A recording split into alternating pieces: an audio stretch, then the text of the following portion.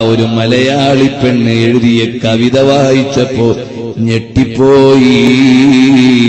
ഞാൻ മദീനത്തെ ഒരു കാറ്റായിരുന്നെങ്കിൽ റസൂലുള്ളാന്റെ ശരീരം ഒന്ന് തഴുകി തടകാമായിരുന്നല്ലോ.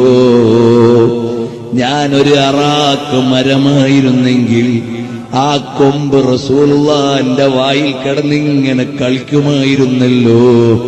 എത്ര വലിയൊരു ഭാഗ്യമായിരുന്നേനെ. ഞാനൊരു ചെരുപ്പായിരുന്നെങ്കിൽ റസൂലുള്ളാന്റെ കാലിന്റെ അടിയിൽ ഇങ്ങനെ കിടന്ന് നടക്കാമായിരുന്നല്ലോ. ഞാനൊരു വസ്ത്രമായിട്ട് റസൂലുള്ളാക്ക് അണിയാൻ കിട്ടിയിരുന്നെങ്കിൽ ആ പൂമേനിയിൽ ചേർന്നൊന്ന് കിടക്കാമായിരുന്നല്ലോ.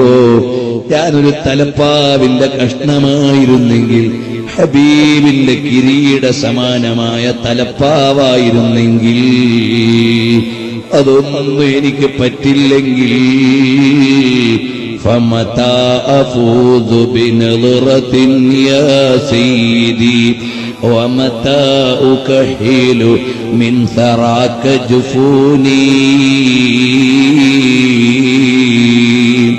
എപ്പോഴാണ് എനിക്ക് ഹബീബിനെ ഒന്ന് കാണാൻ കിട്ടുക?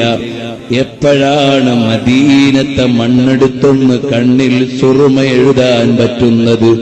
അല്ലാഹുവേ, നല്ലൊരു മഹബത്ത് കൽബിൽ നിറച്ചിട്ട് റസൂലുള്ളാന്റെ ആശിഖാക്കി തരണേ അല്ലാഹ്.